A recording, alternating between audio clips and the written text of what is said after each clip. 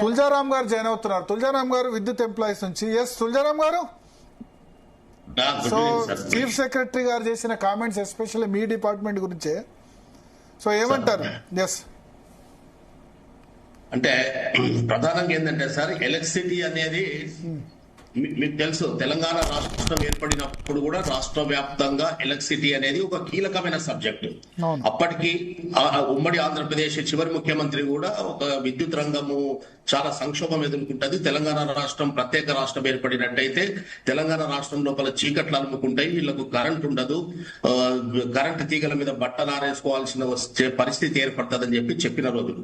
ఆ రోజు మనకు ఉన్నటువంటి డిమాండ్ గానీ, జనరేషన్ కెపాసిటీ గానీ, ట్రాన్స్మిషన్ లైన్స్ గానీ, ట్రాన్స్కోకు సంబంధించినటువంటి ఈహెచ్డి సబ్ స్టేషన్స్ గానీ, డిస్ట్రిబ్యూషన్ వ్యవస్థ గానీ చాలా అధ్వానమైన పరిస్థితులలో ఉంది. విద్యుత్ ఎంప్లాయీస్ చాలా వినండి, నేనే నేపథ్యం చెప్పాను. చంద్రబాబు నాయుడు సమయంలో ఆయన ప్రైవేటీకరించినప్పుడు ఆ విధంగా బెనిఫిట్ చేశారు. నో డౌట్, నేనే చెప్తాను, నో డౌట్ విద్యుత్ ఎంప్లాయీలు చాలా ట్రెమెండస్ వర్క్ చేశారు 24 hours విషయంలో కానీ. తర్వాత ఆ పవర్ ప్లాంట్ లో ప్రాణాలు కూడా సాక్రిఫైస్ చేశారు కదా అక్కడ జరిగిన.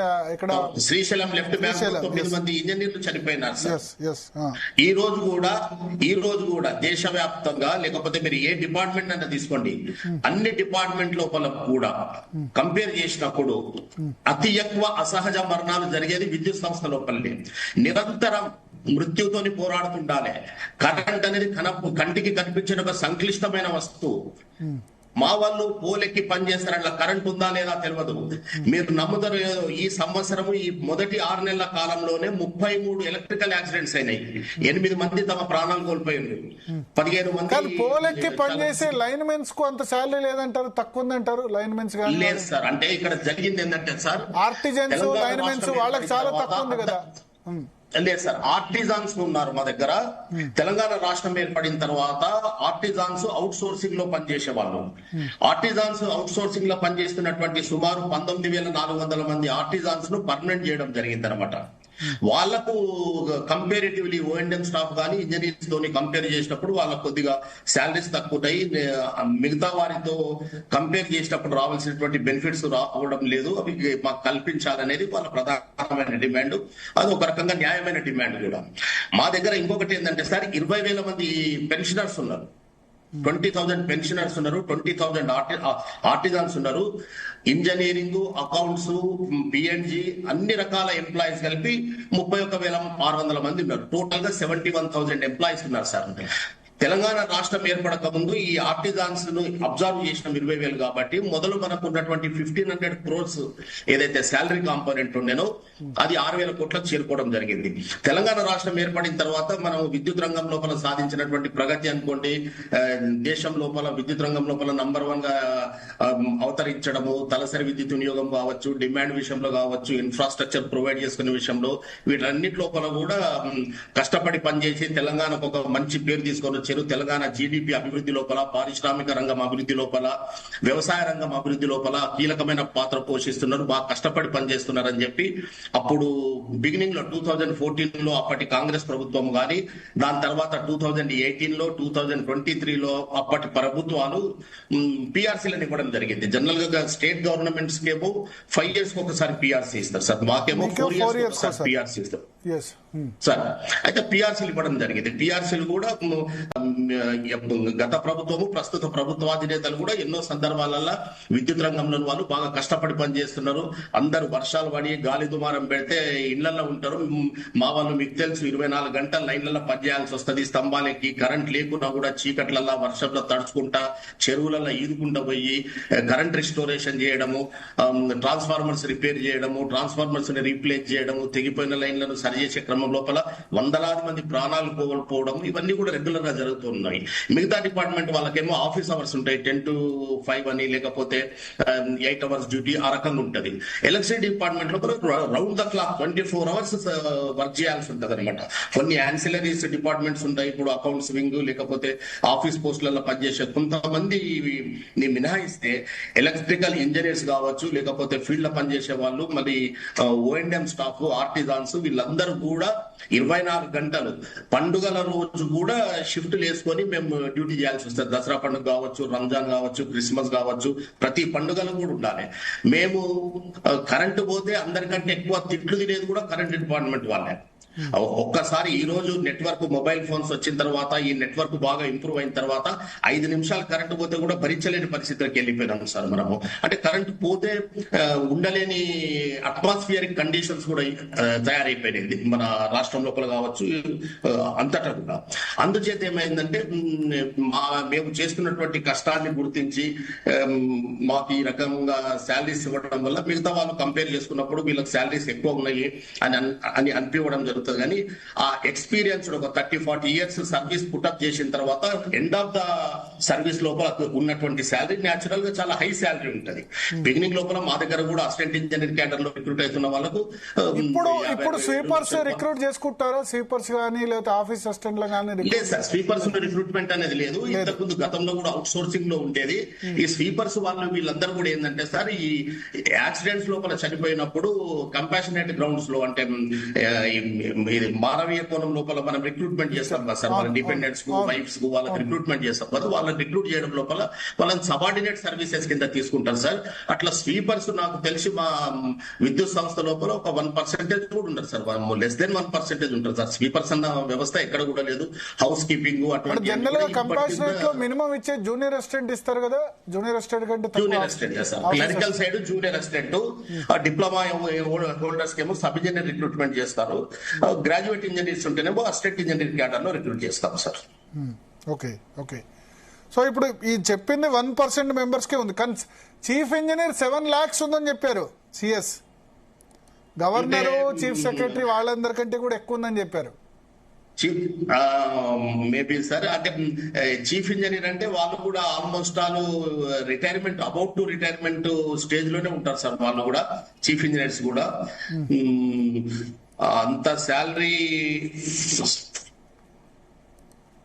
కొంతమందికి మాత్రమే ఉండే అవకాశం ఉంటుంది సార్, అతి తక్కువ మంది. అంటే ఇప్పుడు ఏంటంటే మన దేశంలో రాష్ట్రపతి జీతం 5 లక్షలు హైయెస్ట్. సార్ యాక్చువల్గా ఏంటంటే సార్, ఎలక్ట్రిసిటీ డిపార్ట్మెంట్ లోపల మా జీతాలను పీజీసీఐఎల్ లేకపోతే ఎన్టీపీసీ తోని కంపేర్ చేయాల్సిన అవసరం ఉంటుంది సార్. ఎందుకంటే స్టేట్ గవర్నమెంట్ లో ఉన్నటువంటి మిగతా ప్రభుత్వ వాటిలో ఎట్లా ఉంది, ఎన్టీపీసీలో ఎట్లా ఉంది? పీజీసీఎల్, ఎన్టీపీసీలో బాగా మంచి శాలరీస్ ఉంటాయి సార్. మోర్ ఓవర్ వాళ్ళకి అలవెన్సెస్ ఎక్కువ ఉంటాయి సార్. మా దగ్గరనేమో అలవెన్సెస్ తక్కువ ఉంటాయి, అక్కడ అలవెన్సెస్ ఎక్కువ ఉంటాయి సార్. శాలరీ ఎక్కువ ఉన్నప్పుడు ఇంతకు ముందు మిత్రులు చెప్పినట్టు at least 3 to 4 months salary income tax కిందనే వెళ్ళిపోతున్నారు sir. Okay okay. 33% tax lab లోకి వస్తున్నారు. అవును సార్. సాలరీడ్ పర్సన్స్ లో ఇదే, అంటే 1 year శాలరీలో 3 months అక్కడికే వెళ్తుంది. కుడి చేత్తో తీసుకోవడం, ఎడమ చేత్తో ఇవ్వాల్సి వస్తుంది సార్. మరి అంటే ట్యాక్స్ ఎక్కువ కట్టట్లేదు కదా, ట్యాక్స్ కట్టేది సాలరీడ్ వాళ్ళు, నెల జీతం వచ్చేవాళ్ళు. మిగతా వాళ్ళు బిజినెస్ మ్యాన్లు లేకపోతే మిగతా వాళ్ళు ఎవరు ట్యాక్స్ కట్టరు, అంతే కదా. ఓన్లీ సాలరీడ్ పర్సన్స్, బిజినెస్ చేసే వాళ్ళు కూడా ఎవరు ట్యాక్స్ కట్టరు. సిన్సియర్ ఎంప్లాయీస్ సిన్సియర్ గానే ట్యాక్స్ కట్టాల్సి వస్తుంది కదా సార్. ఓకే. సో ఇప్పుడు యాక్చువల్లీ ఇప్పుడు మీ 4 years పీరియడ్ కూడా అయిపోయిందా ఈ పే రీజన్ సంబంధించి? డ్యూ ఉంది సార్ యాక్చువల్ గా మాకు. ఏ ఇయర్ లో? ఈ ఇయర్ లో డ్యూ ఉంది సార్. ఈ ఇయర్ లో డ్యూ ఉంది. మేబీ ప్రభుత్వం ఇప్పుడు ఈ ఇయర్ లో డ్యూ ఉంది కాబట్టి ఇది లీక్ చేస్తుంటారంటారా?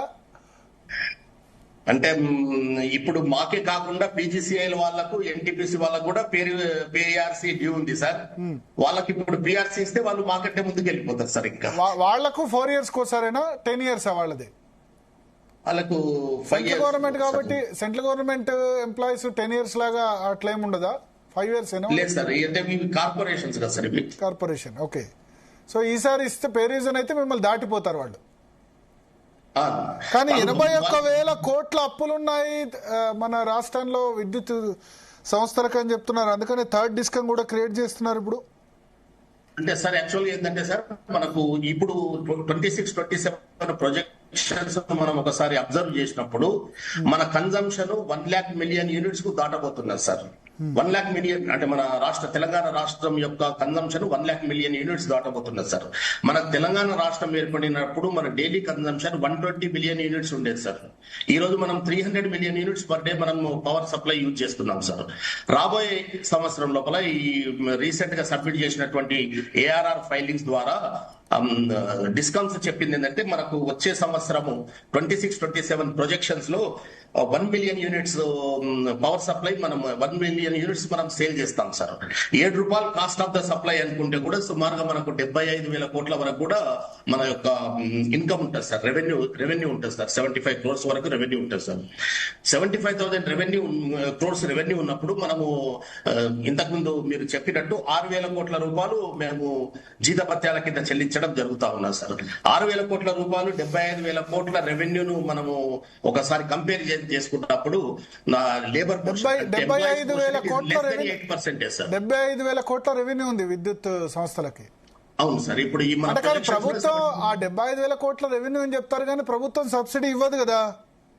లేదు, సబ్సిడీ కాకుండా చెప్తున్నాను సార్. నేను సబ్సిడీ ఇచ్చేది ఈ సంవత్సరము అంటే డైరెక్షన్స్ ఏమిస్తారో రెగ్యులేటరీ కమిషన్ చూడాలి సార్. రెగ్యులేటరీ కమిషన్ డైరెక్షన్స్ ఇవ్వకుండా కూడా ఇప్పుడు నాకు మన 50,000 crores మన ఎస్పీడీసీఎల్ ఉంది సార్. 50,000 crores 50,000 crores లో 3,049 crores మనం ఎంప్లాయీస్ పోర్షన్ చూపించినారు సార్. ఒక టెంటేటివ్ గా మనము 4 కంపెనీలు power utilities 4 Transco, Genco, northern company, southern company 4 కంపెనీలను మనం కన్సిడర్ చేసినప్పుడు మనకు ఇంకా ఈ రెవెన్యూ అంటే టారిఫ్ల రూపంలో వచ్చే రెవెన్యూ కాకుండా మనకు మిగతా wheeling charges, cross subsidy charges అవి కూడా కొన్ని వస్తాయి సార్. అదే రకంగా ట్రాన్స్కో లోపల టెలికాం ద్వారా కూడా ఫైబర్ ఆప్టికల్ కేబుల్ వాటిని మనం ఇన్స్టాల్ చేసి సంవత్సరానికి ఒక 300 crores అది కూడా అడిషనల్ మనం జనరేట్ చేసుకుంటా ఉంటాం సార్. ఇది మన రెవెన్యూను. అయితే ఈ రకంగా చూసినప్పుడు మనకు 8% మాత్రమే ఎంప్లాయీస్ పోర్షన్ ఉంది సార్. ఈ రోజు ఇస్తున్న జీతభత్యాలను ఒకసారి కంపేర్ చేసినప్పుడు 8% మనము ఎంప్లాయీస్ పోర్షన్ ఉంది సార్. ఓకే ఓకే, టోటల్ 8% మాత్రమే. అంటే మీకు ఇప్పుడు 75 లో వేరే ఇండస్ట్రీస్ కంపెనీ ప్రైవేట్ కంపెనీస్ వాటితో కంపేర్ చేసినప్పుడు మరి ఇన్ని అప్పులైన సిచ్యువేషన్ ఎందుకు? ఆల్రెడీ ఉదయ్ స్కీమ్ ఒకసారి అవైల్ చేసుకున్న తర్వాత కూడా ఎందుకు అప్పుల్లో డిస్ట్రిబ్యూటరీ కంపెనీస్ అయిపోయినాయి? అంటే డిస్ట్రిబ్యూషన్ కంపెనీలు నిజం చెప్పాలంటే సార్, మీరు అప్పులని చెప్తున్నారు సార్. అప్పుల కంటే ఎక్కువ కూడా మనం అసెట్స్ క్రియేట్ చేసుకోగలిగినాం సార్. మనం తెలంగాణ రాష్ట్రం ఏర్పడినప్పుడు మనకున్నటువంటి అప్పులను మనం ఒకసారి కంపేర్ చేసుకున్నప్పుడు సార్, ఈ రోజు మన అప్పులు 1,06,000 కోట్ల రూపాయలు అప్పులని చెప్తున్నాం సార్. మనము తెలంగాణ రాష్ట్రం ఏర్పడినప్పుడు మన దగ్గర కేవలము 6 400 kV సబ్ స్టేషన్స్ ఉండేవి సార్. ఈ రోజు మనం 30 400 kV సబ్ స్టేషన్స్ నిర్మించుకోవడం జరిగింది సార్. 220 kV సబ్ స్టేషన్స్ 51 ఉంటే 103 220 kV సబ్ స్టేషన్స్ ఉన్నాయి సార్. 132 kV సబ్ స్టేషన్స్ 176 కు 251 పెంచుకున్నాం సార్. 33 kV సబ్ స్టేషన్స్ కూడా మోర్ దెన్ 1000 సబ్ స్టేషన్స్ మనం యాడ్ చేసుకున్నాం సార్. పవర్ ట్రాన్స్ఫార్మర్స్ కూడా 5,691 పవర్ ట్రాన్స్ఫార్మర్స్ యాడ్ చేసుకున్నాం సార్. అగ్రికల్చర్ పంప్ సెట్స్ మన తెలంగాణ రాష్ట్రం ఏర్పడినప్పుడు 19 లక్షల వ్యవసాయ పంప్ సెట్లు ఉంటే ఈ రోజు 28 లక్షల వ్యవసాయ పంప్ సెట్లను మనం ఎనర్జైజ్ చేసుకోగలిగినాం సార్. అదే రకంగా మనకు తెలంగాణ రాష్ట్రం ఏర్పడినప్పుడు 4,60,000 డిస్ట్రిబ్యూషన్ ట్రాన్స్ఫార్మర్లు ఉంటే ఈ 12 సంవత్సరాల లోపల ఇంకొక 4,50,000 డిస్ట్రిబ్యూషన్ ట్రాన్స్ఫార్మర్స్ యాడ్ చేసుకున్నాం సార్. అదే విధంగా మనం జెన్కోలో చూసినప్పుడు బీటీపీఎస్ 1,080 మెగావాట్ మనం యాడ్ చేసుకున్నాం. కేటీపీఎస్ లో 800 మెగావాట్ యాడ్ చేసుకున్నాము. భూపాల్పల్లిలో 2 యూనిట్లు యాడ్ చేసుకున్నాము 600 మెగావాట్. అదే రకంగా YTPS Yadadri thermal power plant 4,000 megawatt add చేసుకున్నాం సార్. మనం ఇవన్నీ కూడా మనకి అసెట్స్ సార్. ఇవన్నీ కూడా వీటి వల్ల మనం రాబోయే రోజులలో మనకు వచ్చే డిమాండ్ ను తట్టుకోవడానికి ఏర్పాటు చేసుకున్నటువంటి వ్యవస్థలు సరివి. అదే రకంగా డిస్ట్రిబ్యూషన్ సిస్టమ్ లోపల మనము 7 గంటలు కరెంట్ ఇవ్వడానికి 2 విడతల్లో ఇచ్చేవాళ్ళం సార్. అటువంటిది 24 hours ఫస్ట్ అయితే 9 hours డే టైమ్ లో సప్లై ఇవ్వాలని చెప్పి అనుకున్న తర్వాత ఎప్పుడైతే డిస్ట్రిబ్యూషన్ నెట్వర్క్ ను డబుల్ చేసుకున్నాం సార్, ఉన్న నెట్వర్క్ ను డబుల్ చేసుకోవడం జరిగింది అనమాట. 11 kV feeders, 33 kV feeders, sub stations సామర్థ్యము ఇవన్నీ కూడా మోర్ దెన్ డబుల్ పెంచుకున్న తర్వాత మనం ఈ రోజు 24 hours సప్లై ఆల్ కేటగిరీస్ కు, డొమెస్టిక్, కమర్షియల్, ఇండస్ట్రియల్, అగ్రికల్చర్ అన్ని కేటగిరీ వాళ్ళకు కూడా 24 గంటలు కరెంట్ ఇవ్వగలిగే సామర్థ్యానికి చేరుకున్నాం సార్. మనం ఏర్పాటు చేసుకున్న సబ్ స్టేషన్లు కావచ్చు, 33 kV ఈహెచ్టి సబ్ స్టేషన్స్, ఈహెచ్టి లైన్స్, వీటన్నిటిని మనం ఒకసారి చూసుకున్నప్పుడు మనం చేసిన అప్పుల కంటే ఎక్కువ మనము ఆస్తులను తయారు చేసుకోవడం, అంటే నెట్వర్క్ తయారు చేసుకోవడం, యాసెట్స్ ను బిల్డప్ చేసుకోవడం జరిగింది సార్. ఓకే, అలెక్య గారు జాయిన్ అయ్యారు. అలెక్య గారు